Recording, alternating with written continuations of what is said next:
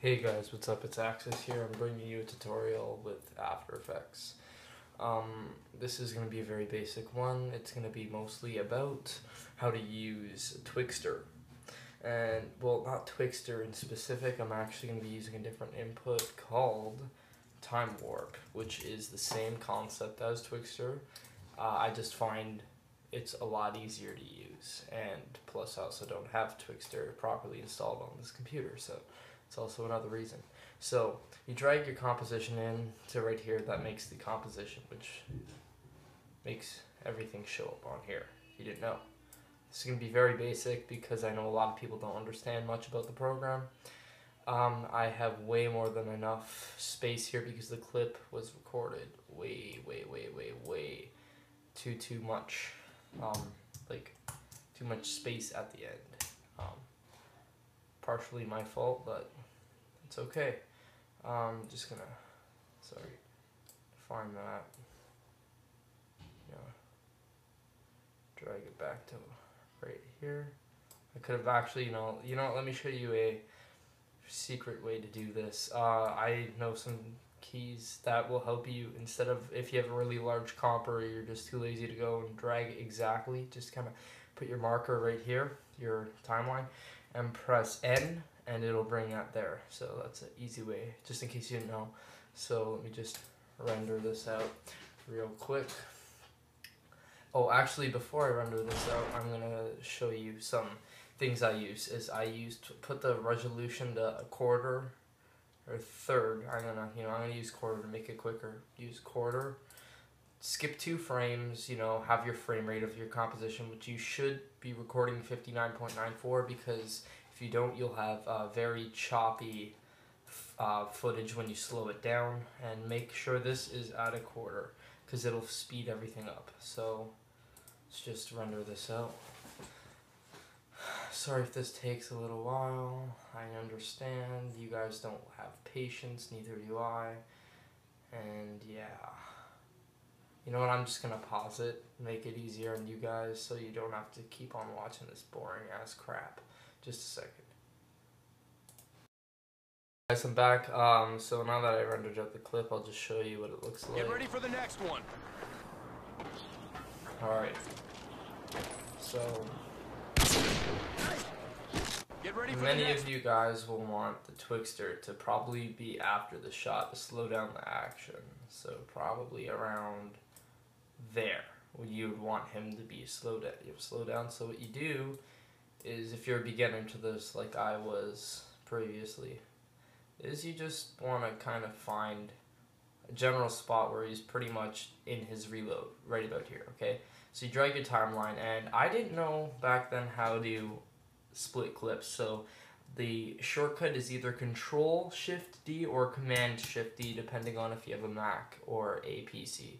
So I'm just going to drag my timeline out a bit more, and this is, by the way, what it renders.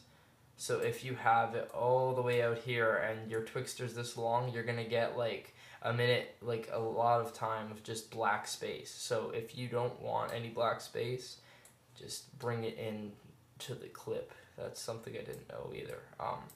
So basically I'm just going to give myself some more room to work with. So find the place you want to start the Twixtor, probably around here.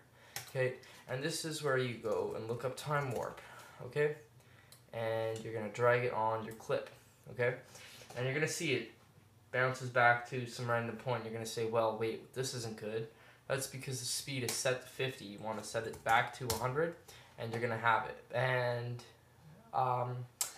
basically, what I didn't know is it doesn't just slow down the frame. For example, if I put it to 20, the speed to 20%, okay? It's going to bring you back here, okay?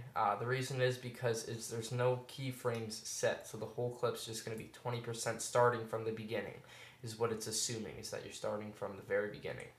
So if you want to start from the reloading part, which you probably do, so right about here, let me move back a couple frames. If you want to start, just need to find a correct spot. If you want to start there, okay, you're going to have to go see this clock. These are keyframes. So you're going to press the clock, move over, I'd say good 2 frames, okay, and put the speed to, 2 or 3 is good, but for this I use 2 usually, so 2 is pretty decent speed, and drag out your clip maybe just a little bit, and it's just going to be the slow motion of him reloading, as you can see, and then just bring it to the very end, and end frame. Let's bring that there, and it's basically just going to be him reloading like that in slow motion. And the good thing about this is you don't really need to have sort of great settings for this, because it already does have really good settings on it by itself, and it doesn't need a lot of maintenance. By the way, there will be a warping. You can't really change warping because there always will be warping if you slow down the clips, no matter what. Just letting you guys know that, unless it's a high-speed camera. Get ready for the next one. Anyways, so as you see, goes, hits the top, and it slows down. Okay, but you can still hear the audio of this is still going at the same speed as if it would if it was at 100%. So what you could do is just, you know, mute that, which is what I do. I just keep the audio until he shoots, and then when he reloads, I just mute the audio so it doesn't sound swallowed. Get ready for the next one. As you can see, just watch.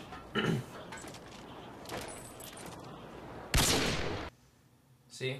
There you go. And, yeah, that's basically how to use Timewarp. And if you guys want to see more tutorials, comment asking me what you want to see, or I can come up with some ideas. Just tell me what you want, and I'll be sure to do it. Inbox me, and I'll be sure to get back to you guys, alright? Thanks for subscribing. Hope you guys enjoy this video. Thanks. Bye.